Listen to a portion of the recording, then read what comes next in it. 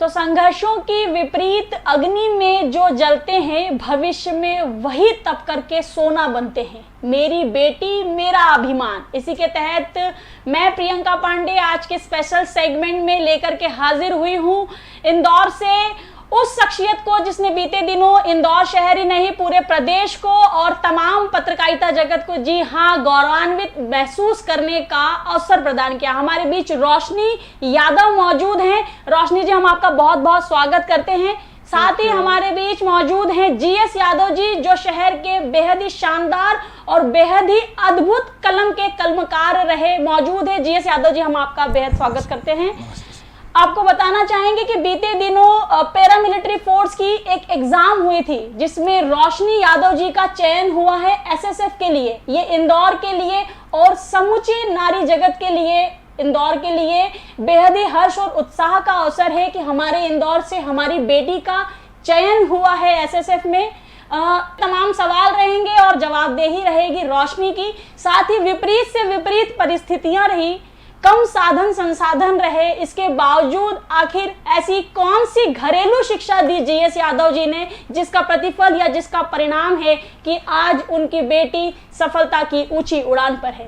रोशनी जी, सबसे पहले बताइए कि आपकी क्वालिफिकेशन क्या रही, 12th आपने किस सब्जेक्ट से किया, आगे पढ़ाई में आप कैसे आगे बढ़ी? मेरा 12th पीसीएम से रहा, जो कि जनरली सब लेते हैं पीसीएम। उसके बाद मैंने होलकर साइंस कॉलेज से ग्रेजुएशन किया जी, और उसी कॉलेज से मैंने एमएससी भी किया जी। क्योंकि आपके पिता पत्रकार रहे जीएस यादव जी, तो क्या वो भी इंटरफेरेंस या उनकी भी दिलचस्पी बोला जा सकता है बराबर रहती होगी कि कौन सा सब्जेक्ट आपको चयन करना चाहिए, क्या आपको पढ़ना चाहिए, क्या इस प्रकार की दिलचस्पी उनकी रही कभी?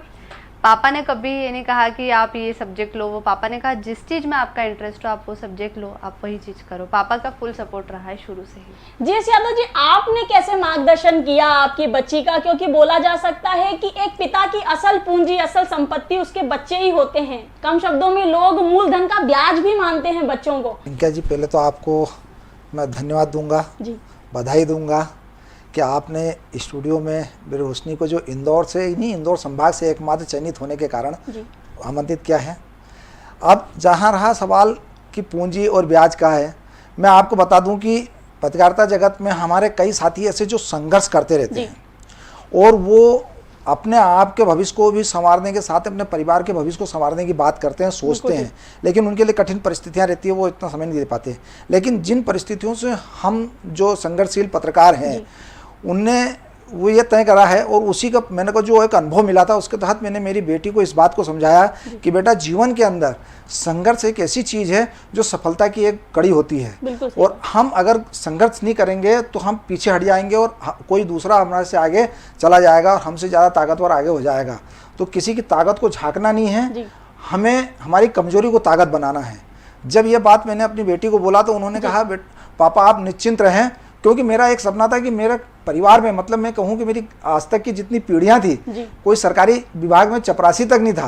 वो मेरा ये सपना था कि मैं कहीं ना कहीं सरकारी नौकरी करूँ, लेकिन मैं बदकिस्मती कहूँ या परिवार का जो एक बैकग्राउंड हमारा जो पिछड़ा था तो नहीं हो पाया, तो वो मैं सपना अपने बच्चों में देखने लगा। तो बेटी ने मुझे एक ही बात कही, पापा आप चिंता न करें, आप सरकारी नौकरी में नहीं, परिवार का कोई नहीं है, लेकिन मैं सरकारी नौकरी इस परिवार को दे के रहूँगी। उस तहत इन्होंने एक अभियान शुरू करा, पढ़ाई करी। पढ़ाई करने के बाद में ये भूगर्भ शास्त्र में लिया था इन्होंने, और ये भूगर्भ शास्त्री बनना चाह रही थी। लेकिन जब इसने देखा कि बीएससी करने के बाद में लगातार वैकेंसियाँ नहीं निकली, उसमें स्कोप तो बहुत था लेकिन नहीं निकली, तो इसके दिमाग में अचानक एक सवाल उठा कि मैं वर्दी पहनूंगी और मेरे को देश की सेवा करनी है। देखिए, मतलब कहीं ना कहीं जहन में बोला जा सकता है कि हर एक व्यक्ति के ये भाव होता है कि हमें करना क्या है। तो रोशनी के भी जहन में ये भाव बोला जा सकता है शायद बचपन से ही रहा होगा। क्यों रोशनी की आपको वर्दी पहननी है, देश की सेवा करनी है, या फिर ये तैयारी अचानक आप करने लगी या हमेशा से सोच रखा था कि इस प्रकार की एग्जाम्स की तैयारी करनी है, क्वालिफाई करना है और सिलेक्ट होकर के दिखाना है? बस पहले मेरा प्रोफेसर बनने का सपना था कि ठीक है मेरे से कोई शिक्षित हो सके, लेकिन जिस तरीके से फिर प्रोफेसर वगैरह मुझे लगा कि नहीं, बहुत मुश्किलें आ रही थी। फिर मैंने सोचा कि अब देश की सेवा करते हैं और अपना ड्रीम चेंज करा, और फिर जब से फिर वर्दी का ही सपना देखा। रोशनी जी, आमतौर पर जो विद्यार्थी होते हैं जो ऐसा मानते हैं कि अगर बहुत अच्छी कोचिंग करेंगे तो ही वे सिलेक्ट हो पाएंगे। इंदौर में भी काफ़ी सारी कोचिंग है, दिल्ली तक लोग पढ़ने जाते हैं महज इसीलिए क्योंकि वहाँ पढ़ाई की सामग्री अच्छी अवेलेबल हो पाती है, उपलब्ध हो पाती है और पढ़ना इजी हो पाता है, प्रॉपर गाइडेंस मिलता है। तो आपको इस फील्ड में आने के लिए गाइडेंस किसका मिला और आप कैसे पढ़ाई करती थी? सच तो ये है कि गाइडेंस तो किसी का नहीं मिला है मुझे।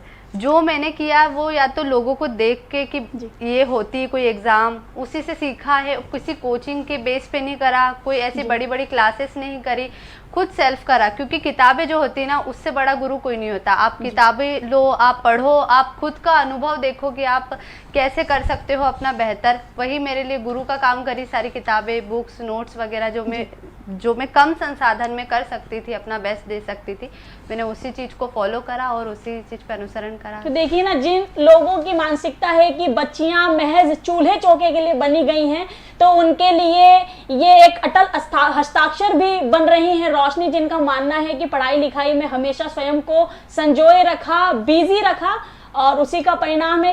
यादव जी, कैसे देखते हैं, कोचिंग जब की नहीं और आप तो पत्रकारिता जगत में थे तो आपको स्वयं समय कोई मिलता नहीं होगा, बच्ची ने कोचिंग की नहीं, तो ये पढ़ती कैसे थी, मतलब क्या समायोजन था? नहीं प्रियंका जी, मैं बताऊं, जैसे कि ये बात सही है कि मैं इनको समय नहीं दे पाता था, लेकिन जब मैं रात को घर पहुंचता था और ये रात को जब पढ़ के आती थी तब मैं इनसे पूछता था, बेटा आपने दिन भर में क्या किया? जब ये बताती पापा मैंने ये किया, ये इस तरह से पढ़ाई करी, तो मैं वहाँ हम थोड़ा डिस्कशन हमारे बीच में जरूर होता था। जैसे इसने एक जब ड्रीम चेंज करा कि मेरे को वर्दी पहनना, हाँ मेरे को पुलिस में ही जाना, देश की सेवा ही करना है, तो सबसे पहले इनको मैंने फिजिकल रूप से तैयार होने के लिए बताया। तो फिजिकल रूप से हम तैयार कहाँ हों, इसका चयन करना सबसे लिए एक कठिन वो हो गया था। तो इनके जो मित्र वगैरह थे, साथ में पढ़ते थे, एक ऑफिसर हैं जो इंदौर का नेहरू स्टेडियम के अंदर आर्मी, पुलिस और इसके लिए बच्चों को तैयार करते हैं। वो खुद फायर ब्रिगेड में निःशुल्क देते हैं, कोई पैसा नहीं लेते हैं। तो ये मेरे को बोला पापा मुझे ऑफिसर के पास जाना है, तो मैं इनको ऑफिसर के पास लेके गया। वहाँ मैंने बोला सर ऐसी स्थिति है और बच्ची ये करना चाहती है। उन्होंने कोई बात नहीं, आप आइए। सुबह घर से 5:30 बजे उठती, 6 बजे ग्राउंड पे 2.5 घंटे 3 घंटे जो भी वहाँ पर उनका एक्सरसाइज और जो प्रैक्टिस वगैरह होती थी ये वहाँ करती थी। उसके बाद ये घर आती थी। घर आने के बाद में चूँकि हमारे पास साधन नहीं था, हमें भी परिवार में इतना सक्षम नहीं था कि इनको वो सारी किताबें बड़ी बड़ी उपलब्ध करवा पाऊँ, सब कुछ कर पाऊँ। तो बेटी ने बोला कि पापा के पास में इतना संसाधन नहीं, पैसे नहीं, कमी की कमी है और खुद एक संघर्ष कर रहे हैं। कई बार हम देखते हैं कि फिरोजों के अंदर भी किस सृष्टि बनती हो तो सब किसी छिपी नहीं है। तो इन्होंने क्या करा, इनके मित्रों से जो ये कोचिंग में जो पढ़ते थे या फिर जो दूसरे लोग रहते थे, तो उनसे बोलती थी कि क्या पढ़ाया क्या नहीं पढ़ाया, तो ये उनसे कुछ क्वेश्चन लेती थी, वो पढ़ाई करती थी। फिर इसने एक और सपना देखा है कि जो पिछले एग्जाम में होती थी किस तरह से होती थी, वो उसको टटोलना शुरू करा, उस पर ध्यान दिया।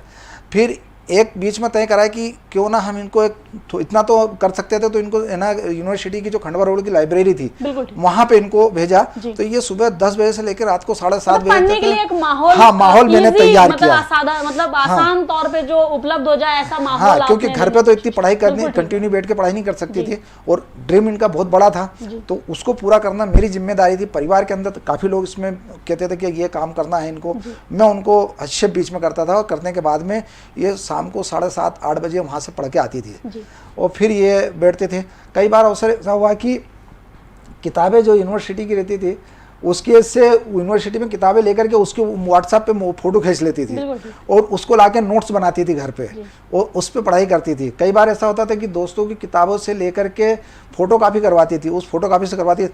कई अवसर ऐसे आए कि जब लाइब्रेरी की व्यवस्था नहीं थी तो मेरी बेटी ने मेरा मान बढ़ाने के लिए बोले मेरे को पढ़ाई करना है तो शहर के ऐसे गार्डन जहाँ महिलाएं महफूज होती थी उन गार्डनों में अपनी किसी सहेली को लेकर के पढ़ती थी, लेकिन मुझे इस बात की सूचना देती कि मैं फलाने गार्डन के अंदर बैठ के पढ़ाई कर रही हूँ, पापा आप निश्चिंत रहें। ये संघर्ष बेटी ने करा है। यही है कि उनके हौसले बुलंद थे, इसीलिए आज सफलता हाथ लगी। रोशनी बताइए ना, ये पैरामिलिट्री के अलावा क्या और भी किन्हीं एग्जाम्स की आपने तैयारी की?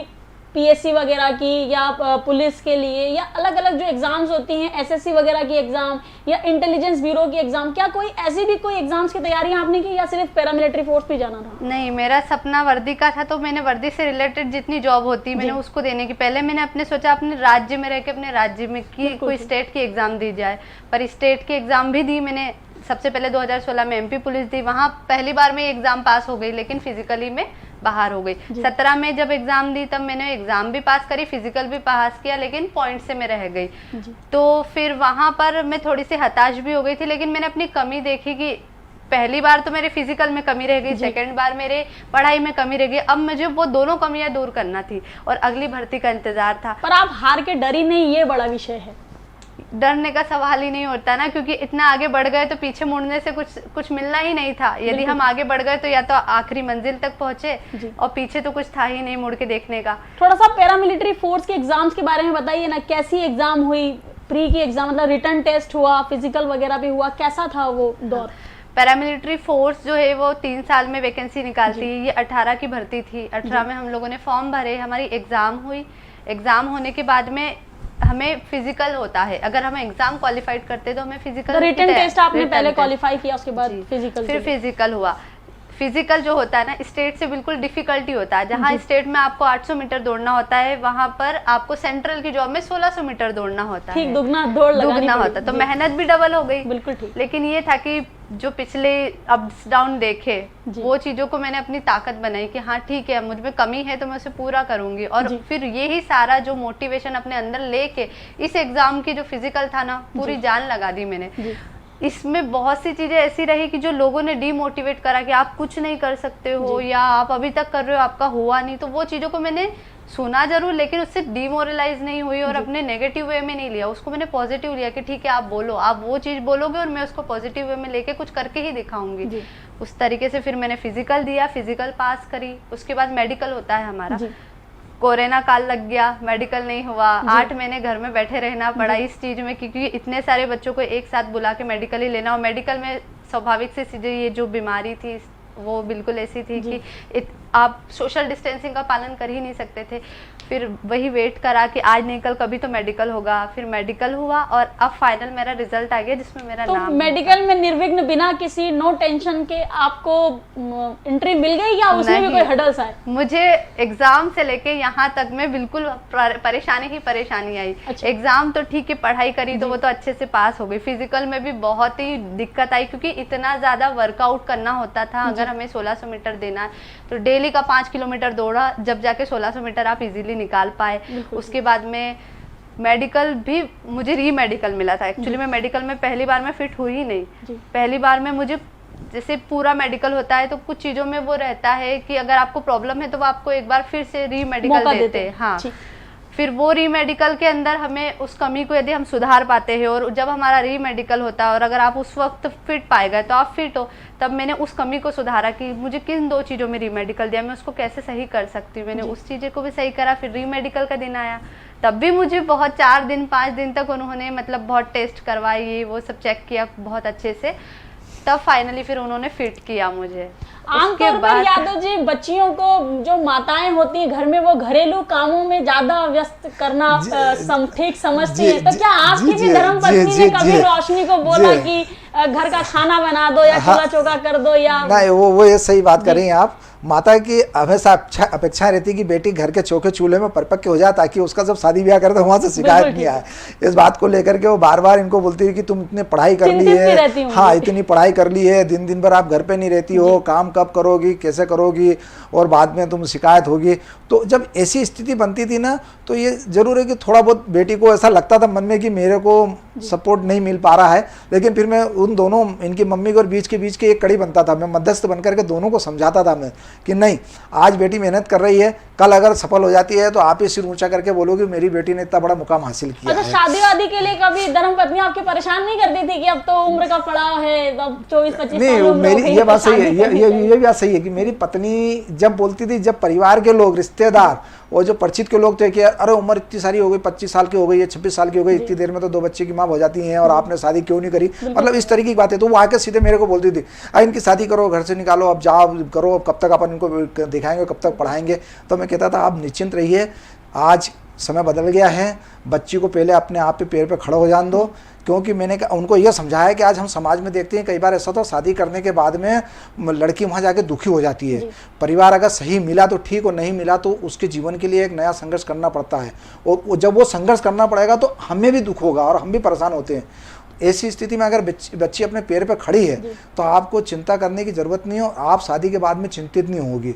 वो बात मेरी पत्नी को समझ में आई और उन्होंने कहा जैसा आप करेंगे वो सही रहेगा और आपकी सोच ठीक है। देखिए यही है कि एक पिता की यही सोच होती है कि मेरी बिटिया जो है वो स्वावलंबी बने, आत्मनिर्भर बने, ताकि जीवन के किसी भी पड़ाव पर न नीचा देखना पड़े न झुकना पड़े। शायद यही मनोधारणा रही, आपकी भी यही इच्छा शक्ति रही आपकी भी यादव जी, कि आपकी बिटिया स्वावलंबी बने, आत्मनिर्भर बने, अपना भविष्य स्वयं निर्धारित करे।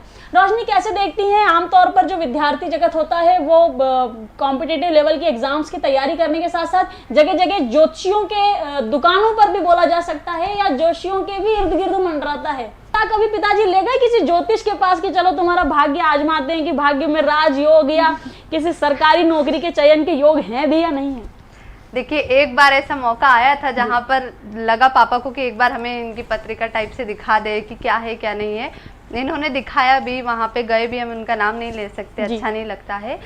तो उन्होंने मेरा देखा और कह दिया कि आप पीएससी करिए, आप बैंक करिए, आपकी डिफेंस में कोई मतलब चांसेस है ही नहीं। तब मुझे बहुत बुरा लगा। मेरे मन में यही चीज़ लगा कि कोई अपना भविष्य कैसे डिसाइड कर सकता है, कैसे कोई कह सकता है कि आप ये नहीं। और मैं ये सोचती थी कि अगर आप मेहनत करते तो क्यों आपको कोई चीज़ नहीं मिलेगी।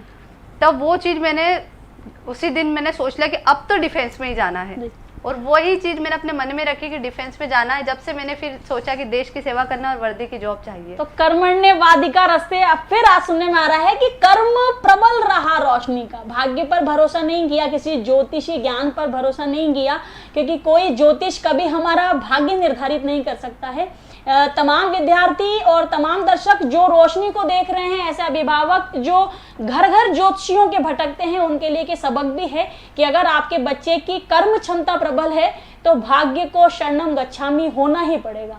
रोशनी जी कैसे देखती हैं ये एसएसएफ है क्या जिसमें आपका चयन हुआ है? एसएसएफ जो है ये इंडियन पैरामिलिट्री फोर्स का एक हिस्सा है जिसके अंदर मतलब सचिवालय सुरक्षा बल का कार्य होता है जी। और यहाँ पे भी मैं रह के देश की सेवा कर सकती थी, और मुझे जाना आर्मी में था, लेकिन आर्मी के लिए मैं ओवर एज हो चुकी थी। तो फिर अगला जो फेज था, मतलब अगली जो स्टेज थी, ये पैरामिलिट्री फोर्स मुझे ज़्यादा सही लगी। तो मैंने फिर इसमें देखा, और इसमें भी बहुत सारी फोर्सेस रहती, सीआरपीएफ, सीआईएसएफ, बीएसएफ, ये इस तरीके से। लेकिन आप जिस भी फोर्स में जाना चाहेंगे, जैसा आप प्रेफरेंस डालेंगे, जैसी पढ़ाई करोगे, वैसा आप नंबर के हिसाब से फोर्स मिलेगी आपको। आपके साथ के और भी विद्यार्थी होंगे जो अलग अलग तरह की तैयारी कर रहे होंगे, तो क्या अब यही रोशनी के जीवन का पूर्ण विराम हुआ कि आप बस एसएसएफ में रुक जाएंगी, या आगे भी अब तैयारी आप करती रहेंगी? ये तो सिर्फ एक प्रायोरिटी थी कि जॉब चाहिए जी। ये प्रायोरिटी आज पूरी हो गई जॉब की। अगला ड्रीम, मेरा पहला ड्रीम आईएएस का था, तो उसके लिए अपने पास इतने संसाधन नहीं थे कि अपन उसे पढ़ सके। लेकिन अब जब मैं पैरामिलिट्री फोर्स का हिस्सा बन चुकी हूँ या अब ट्रेनिंग पे जाके बनने वाली हूँ, तो मुझे इसी में आगे बढ़ना, और मेरा अगला ड्रीम असिस्टेंट कमांडेंट बनना है। और मैं चाहती हूँ कि मैं बस जैसे ही ट्रेनिंग खत्म हुए वैसे ही असिस्टेंट कमांडेंट की एग्ज़ाम दूँ और उसमें सफल होकर आगे किसी और अच्छे पद पे बढ़ूँ, इसी पैरामिलिट्री फोर्स के अंदर ही। रोशनी जी, तमाम विद्यार्थी आपको जो देख रहे हैं, क्या उन्हें कोई संदेश देना चाहती हैं? क्योंकि जीवन में सफलता असफलता एक ही सिक्के के दो पहलू हैं। अगर आप एग्जाम दे रहे हैं तो या आप क्वालिफाई होंगे या आप डिस्क्वालीफाई हो जाएंगे। तो क्या आप हमारे दर्शकों को, जो अभिभावक आपको देख रहे हैं या जो विद्यार्थी आपको देख रहे हैं, क्या उन्हें कोई संदेश देना चाहेंगे? बिल्कुल, मैं सभी से यही कहना चाहती हूँ कि यदि आपने ड्रीम चुना है तो आप ये मान के चलो कि आपको यदि लक अच्छा है तो आपको इजीली मिलेगा, और नहीं है तो आपके कर्मों पे भरोसा रखो। कि मैं तो लक पे नहीं करती, मेरा लक तो साथ बहुत बाद में दिया, मैंने अपने कर्मों को अपना हथियार बनाया। और आप करो, आपको असफलता भी मिलेगी, लेकिन असफलता क्यों मिली है आप वो सोचो, आप में क्या कमी रह गई है। अगर आपने अपनी कमी को सुधार लिया तो आपको सफल होने से कौन रोक सकता है।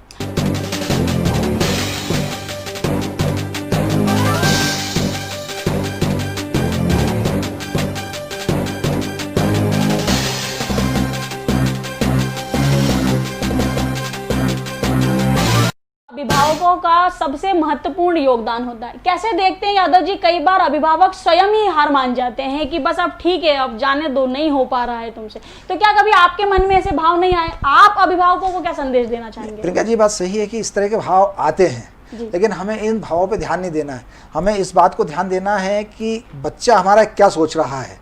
और मैं सारे अभिभावकों को इस एक बात की गुजारिश उनसे ज़रूर करूँगा कि वो सबसे पहले बेटी और बेटे का फ़र्क मिटा दें। वो ये ना सोचे कि मेरा बेटा ही सब कुछ कर सकता है, बिल्कुल। वो ये सोचे कि मेरी बेटी सब कुछ कर सकती है, और उस लक्ष्य को तय करो। और बच्चों की जो सोच है, उस सोच को है ना मॉरल सपोर्ट देने की आपको आवश्यकता। हर पालक से मैं यही आवेदन करूंगा और निवेदन करूंगा, आग्रह करूंगा कि वो अपनी बेटी हो या बेटा हो, उसको पहले उसका ड्रीम तय कर लें कि वो क्या करना चाहता है, और फिर उसके साथ उसको सपोर्ट करें। जहाँ ये लगे कि उसको इस बात की कमी महसूस हो रही है, वहाँ अप्रत्यक्ष रूप से उसकी मदद करें। हर अभिभावक को अपने बच्चों के साथ में मित्रतावत व्यवहार रखना चाहिए, ना कि माता पिता का व्यवहार रखोगे तो वो उसमें दूरियां बढ़ती है। आप अगर बच्चों के साथ में दोस्त का भाव रखोगे, कभी बहुत ज्यादा मित्रता भी घातक हो जाती है ना। नहीं, उस बात को हमें इस बात को आकलन खुद करना पड़ेगा कि हम कितनी मित्रता रखें बच्चों के साथ में। अगर आप ज्यादा मित्रता रखोगे तो बच्चा अपने ड्रीम को गलत ट्रैक पे चला जाएगा। लेकिन छूट का भी गलत फायदा उठा लेते हैं लेकिन बच्चे। उस छूट को देने के पहले मित्रता का भाव इतना रखो कि वो उसने जो मिशन आपके लिए तय करा है, क्या वो उस मिशन पे सही जा रहा है। अगर वो सही जा रहा है तो आप मित्रतावत उससे व्यवहार रखो, और अगर ट्रैक से अगर बाहर जा रहा है तो तुरंत पालक की भूमिका में आ जाओ आप। हमें हर पालकों से निवेदन करूंगा कि बेटी और बेटे का भाव अंतर दूर करें और हर बेटी को वही मुकाम हासिल करने का अवसर दें जैसे मेरी बेटी रोशनी ने किया है।